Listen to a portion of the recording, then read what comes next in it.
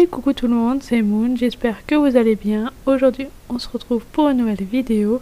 Et du coup cette fois-ci ce sera un petit nouveau concept sur la chaîne, des vidéos réactions à son dernier post Pononoki VTuber français, Pononoki-chan, qui explique beaucoup sur la communauté VTuber. Elle a mis un post qui m'a vraiment voilà. Du coup, c'est ce post-là, récemment, elle avait fait un post il y a 7 jours, et du coup, j'ai décidé de me lancer. Du coup, elle dit, je n'ai jamais pensé à vous le dire, mais si par hasard vous voulez faire des réactions sur mes vidéos, je l'autorise. Et du coup, vu qu'elle l'autorise, je me suis dit, pourquoi pas me lancer, parce que j'adore ses vidéos, elle fait des super vidéos sur les VTubers et tout ça. Du coup, autant vous réagir avec vous et de faire découvrir sa chaîne. Surtout que je suppose que ceux qui me regardent, surtout ma communauté, ne doivent pas trop connaître, mais du coup, vu qu'elle explique super bien le VTuber et moi je découvre ça actuellement, je regarde pas mal de vidéos dessus pour apprendre plus sur le VTubing, vu que c'est ce que j'utilise actuellement pour mes vidéos et pour mon personnage. Et du coup je me suis dit ça serait bien de commencer par une petite vidéo d'elle, surtout qu'elle est vraiment calée sur le domaine. Du coup pour ce petit épisode, je vais voir quelle vidéo on pourrait prendre.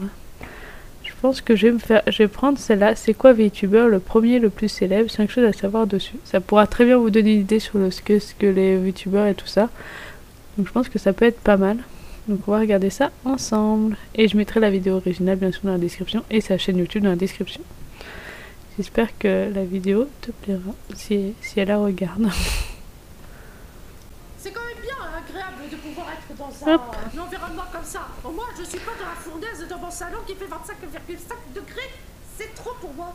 Au moins, je peux ressentir l'eau. Non, c'est faux. Je ressens absolument rien. Ah,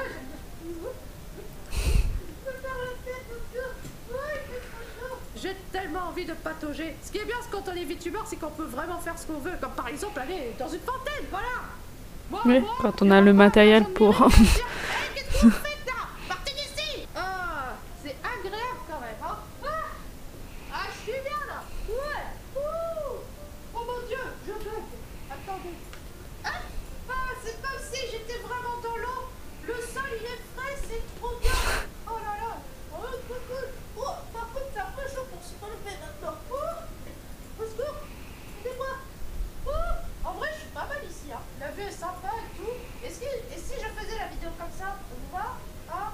Non, pas trop, non.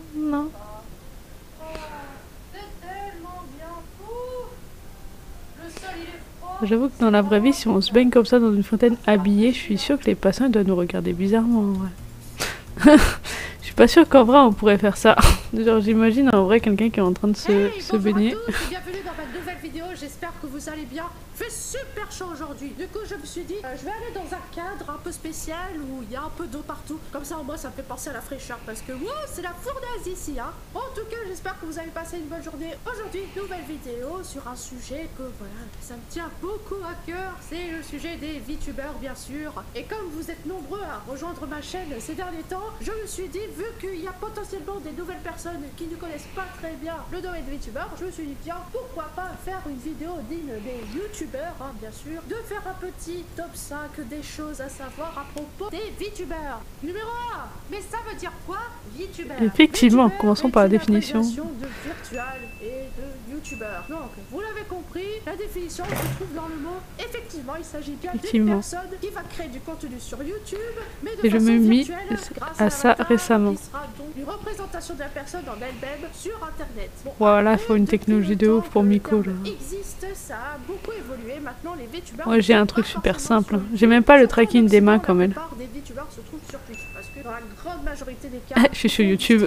Et d'ailleurs, pour certains, ils veulent se détacher du terme de VTuber parce que c'est lié à YouTube et ils s'identifient également comme virtual streamer, donc ça donne ouais, ce serait mieux pour ceux qui sont sur Twitch. Global. Mais dans tous les cas, si vous possédez un avatar virtuel et que vous l'utilisez pour faire du contenu sur Internet, coucou, c'est moi. Vous avez le symptôme des VTubers.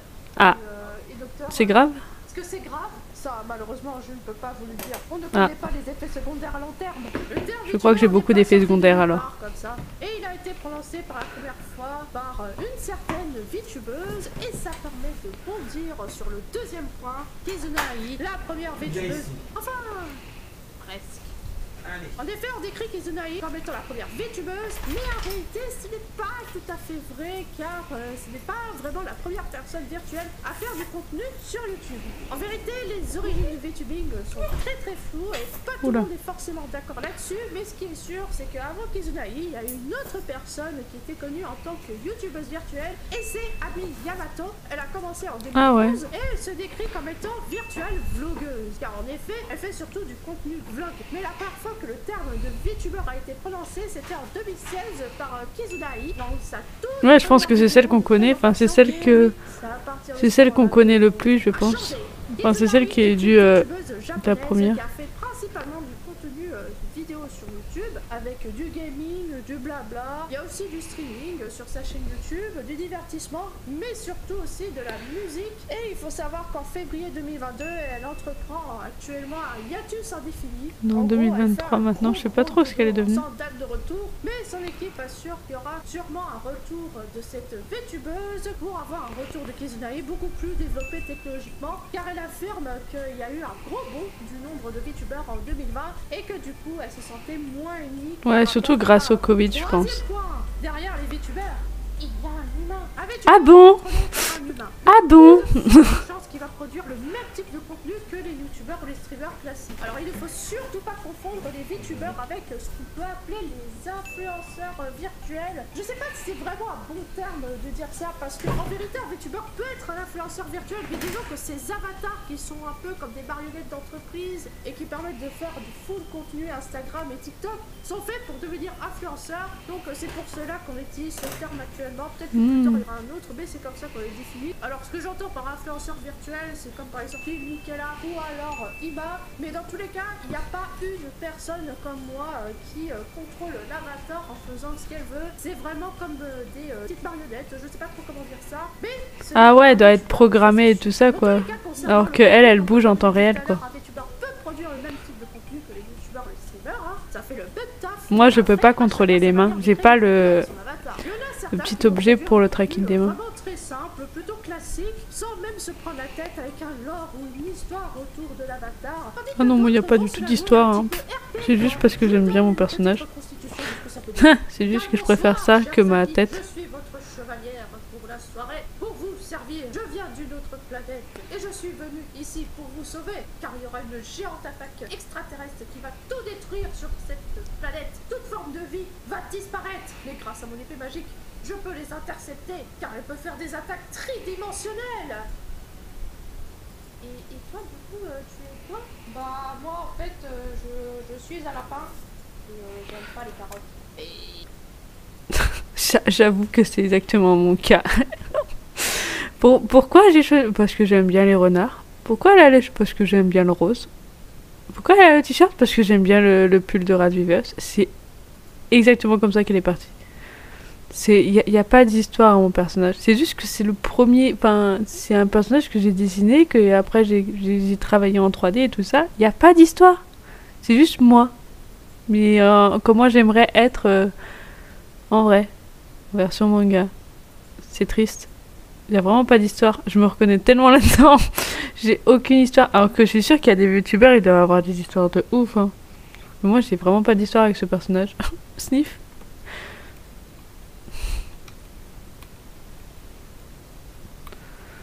Oula, j'ai... Oula. Tridimensionnel. Voilà, on va relancer. Du coup, tu es quoi? Bah, moi, en fait, je suis un lapin. Et j'aime pas les carottes. Et y a pas d'effort, là. Ouais, je sais. Désolée. 4e point. Je suis plus fan des chevaux que des renards.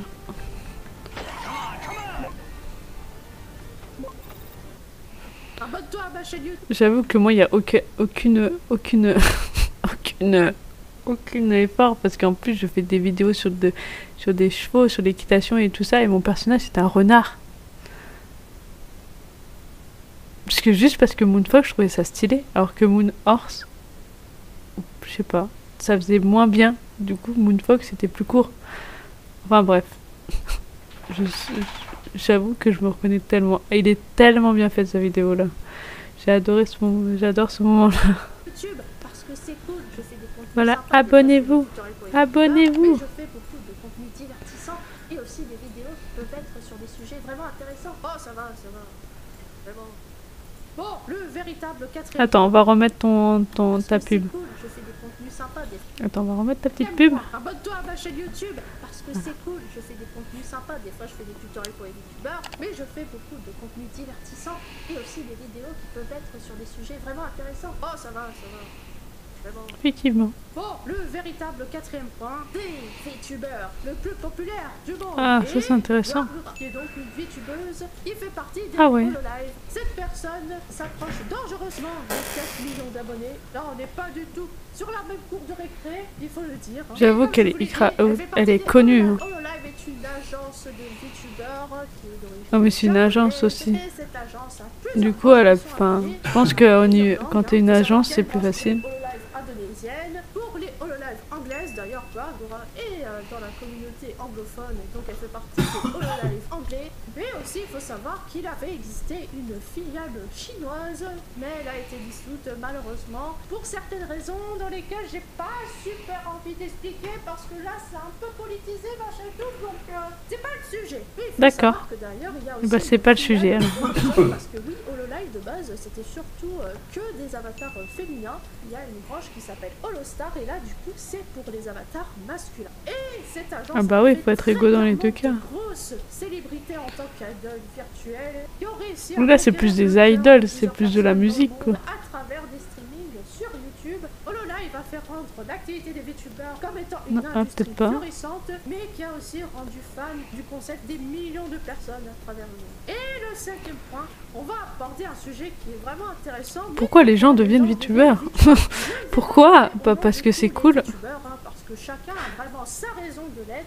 Mais pour beaucoup de gens, en dehors du VTubing, je sais qu'il y a beaucoup de personnes qui pensent qu'on devient VTuber parce que voilà, on se trouve moche et on veut cacher. Oh oui, je me trouve moche, c'est pour ça que je suis devenue youtubeur. Je me trouve tellement moche. Ah, c'est pas tout à fait vrai en fait. C'est vrai qu'il y a certaines personnes qui deviennent VTubers car ils n'ont pas une très grande confiance en eux. Mais en vérité, ce n'est pas le cas de tout le monde. Mais c'est surtout c'est parce que pas la majorité totalement- des ça en fait personnes partie, mais c'est pas désirent totalement mettre ça pour moi. l'anonymat. On sait que Internet c'est dangereux par moment et que du coup il y a une crainte. Ouais, qu'en ça fait faisant du plus de contenu sécurité, sur quoi. Au moins, ta tête peut est pas se faire affichée harceler partout. par des haters et des trollers, les méchants Moi, on te reconnaît pas dans la rue. alors du coup, forcément, Mais moi, on a il y déjà vu une ma crainte tête, de pour toute certaines façon, donc personnes c'est mort. de se lancer dans la création de contenu C'est mort. à cause de la méchanceté sur Internet. Mais du coup, le VTubing peut être perçu comme une solution à cela en protégeant sa véritable identité. On ajoute comme une sorte de nouvelle couche de protection sur Internet. Bon, bien sûr, ça ne résout pas tout, mais il est vrai que certaines personnes ne souhaitent pas se montrer IRL pour être tout simplement tranquille au niveau réel. Mais après, il faut savoir que parmi les VTubers, pas tous cachent leur identité. On sait Ah qu'ils non, sont moi, et qui veulent je crois que juste j'ai pas devenir caché. Si vous VTubers fouillez dans mes pour vidéos, créer un on me voit. personnage et de créer un univers autour de son avatar sur Internet. C'est plus Ouais. pour une création artistique derrière. Voilà, une création artistique, moi, c'est ça. Très intéressant. Certaines personnes se poussent à être VTubers sans même qu'ils aient caché leur tête IRL avant. Et aussi, il y a d'autres personnes qui veulent rester anonymes. C'est pas forcément pour des raisons liées à l'harcèlement, c'est aussi parce que beaucoup de gens veulent faire du RP. Donc RP, c'est roleplay, bien sûr. Et du coup, ils ne veulent pas que leur visage réel impacte sur leur personnage virtuel. Donc au final, c'est plus pour préserver leur personnage Ouais, ça, c'est virtuel, pas mal, pas ça. les représenter via un En fait, moi, c'est... univers, Enfin, un petite pièce, ou bien on va dire que moi, mes raisons, je crois pas, elles font un peu partie de tout ce qu'elle a dit. On va dire que moi, ma raison, en fait, j'ai déjà montré ma tête, j'ai déjà fait des vidéos webcam et tout ça, donc c'est vraiment pas pour l'anonymat. On a déjà vu ma tête, même sur les autres réseaux sociaux, on peut trouver ma tête. Ma tête, je la cache pas. Moi, ce que je voulais, c'est animer un personnage que j'avais dessiné et le rendre réel. Et le VTuber, en fait, me permet de créer un peu ce personnage et tout ça. Et je voudrais vraiment créer sur ma chaîne YouTube un univers autour de ce personnage, une histoire aussi qui concorde avec le RP SSO. J'aimerais essayer de mélanger un peu les deux, que ce personnage fasse de l'équitation, qu'il a une vie à côté et tout ça. Parce que du coup, le personnage que je joue dans les RP, c'est celui-là. Le problème dans SSO, c'est qu'on n'a pas des oreilles de renard ou des trucs comme ça. Donc du coup, je peux pas totalement le jouer. Mais par contre, dans les deux personnages, il y a un point commun, c'est le pull. Et du coup, les cheveux dégradé rose. C'est vraiment le truc qu'on peut plus le reconnaître. On peut pas non plus sur SSO faire des yeux... Ah, comment on appelle ça? Les deux yeux, moi j'en ai un rose et un bleu. Qui est vraiment caractéristique de mon personnage. Et du coup, les deux queues qui sont derrière moi. Je sais pas si on peut les voir, mais j'ai deux queues derrière moi. Que j'ai mis tellement de temps à comprendre comment réussir à les faire bouger. Et j'ai enfin réussi.